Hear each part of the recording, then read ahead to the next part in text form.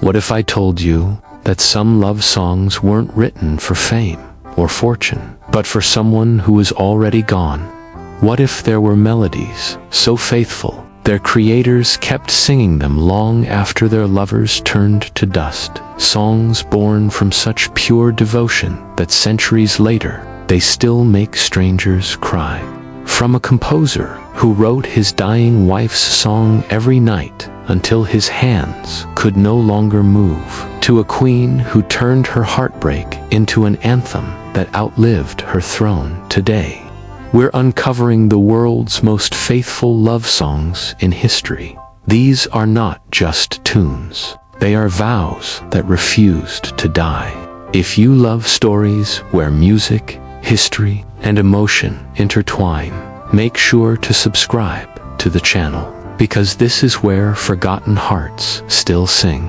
Our first story begins in 16th century England, inside the golden halls of a queen who ruled with steel, but loved with silence. Anne Boleyn, the second wife of King Henry VIII, was known for her wit, her charm, and her courage. But few know that before her tragic execution, she wrote what is now remembered as one of the earliest faithful love songs in English history, "O Death, Rock Me Asleep." It wasn't just a song, it was a lament, written as she awaited death in the Tower of London. Every line reads like a farewell letter to her unfaithful king, yet beneath the pain lies a strange kind of devotion. She knew she was betrayed. She knew the end was near.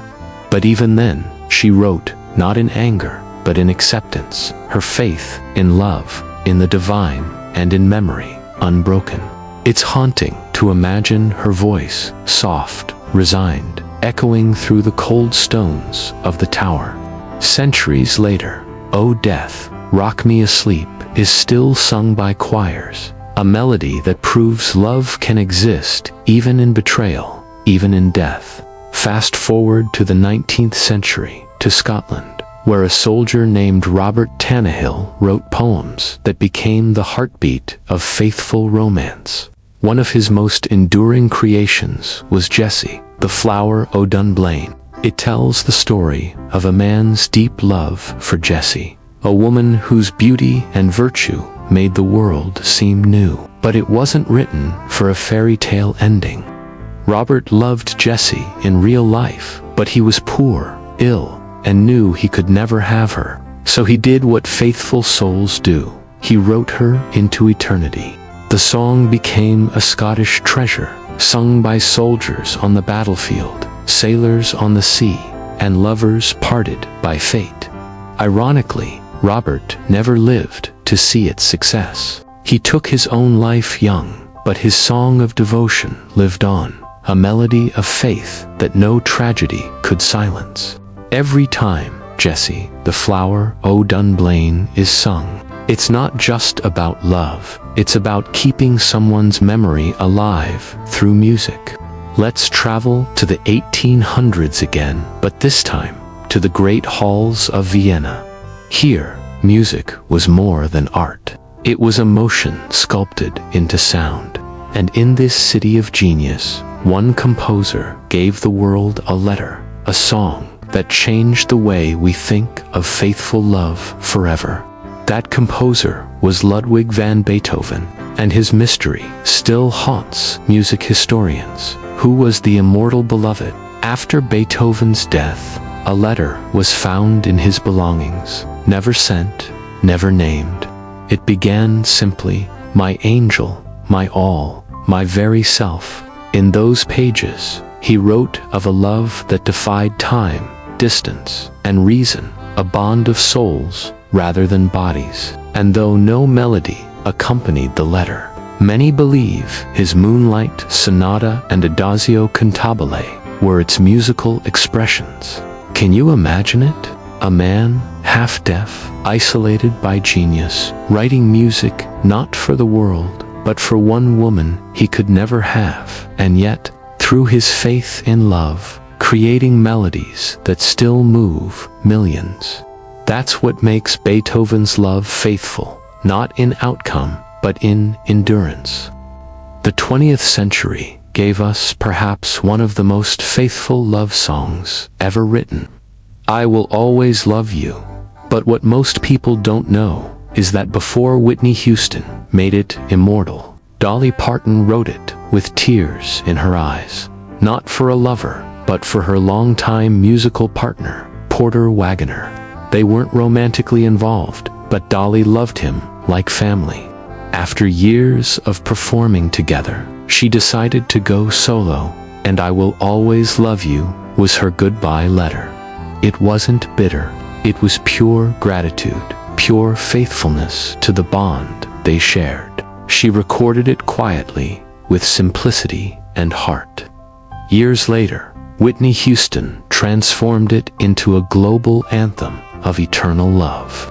But beneath the soaring notes, the message remains the same.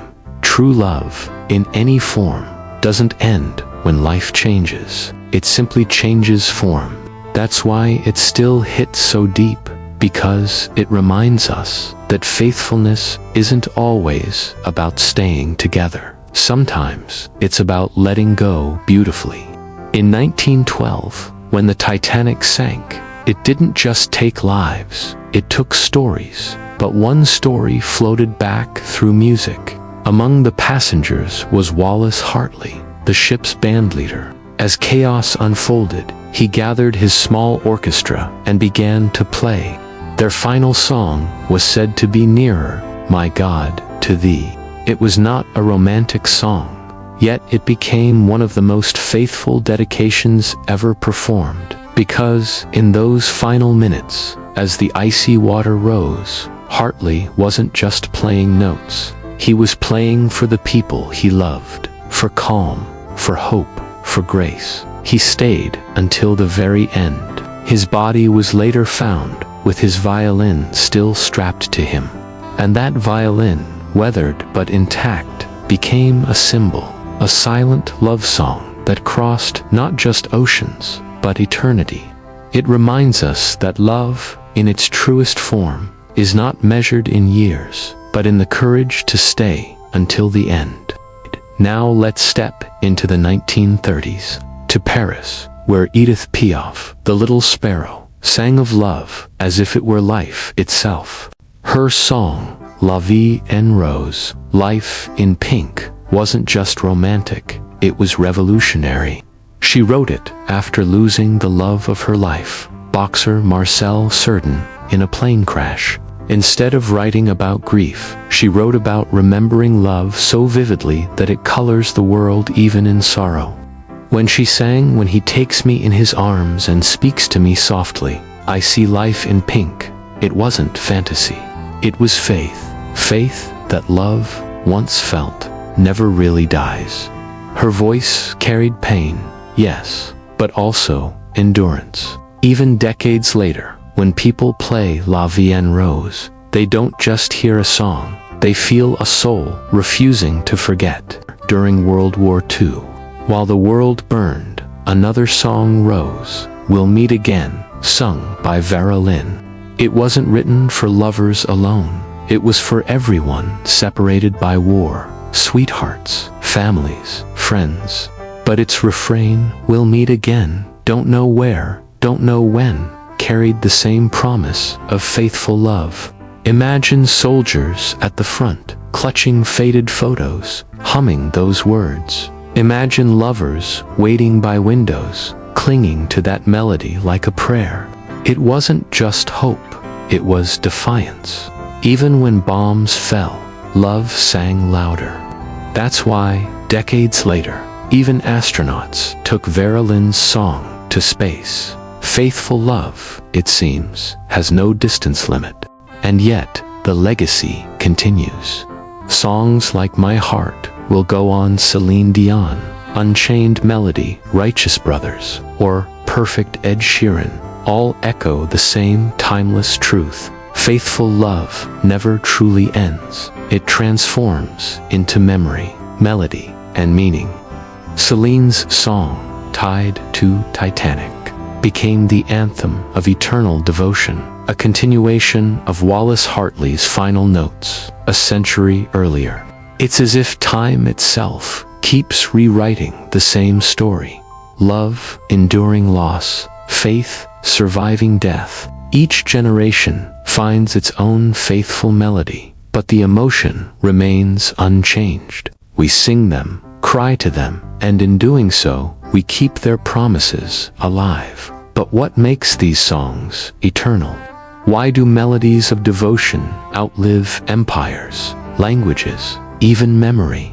Maybe because faithful love is the one thing every soul recognizes, regardless of age, culture, or creed.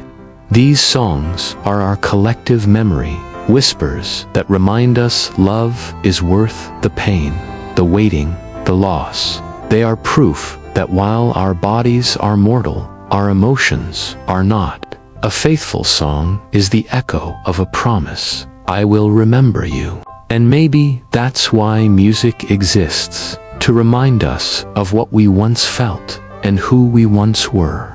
From Anne Boleyn's sorrowful lullaby in the tower to Beethoven's immortal letters, from Vera Lynn's wartime promise to Dolly Parton's farewell, each song was a heartbeat trapped in time, a love that refused to fade. And maybe that's the greatest truth history can offer us. Love may end, but faithful love, the kind that becomes a song, never dies. So, tell me, which song to you defines eternal love? The one that reminds you that love, once real, never truly leaves. Share it in the comments, and don't forget to subscribe, because the next story will take us deeper into the forgotten emotions that built our world, one song at a time.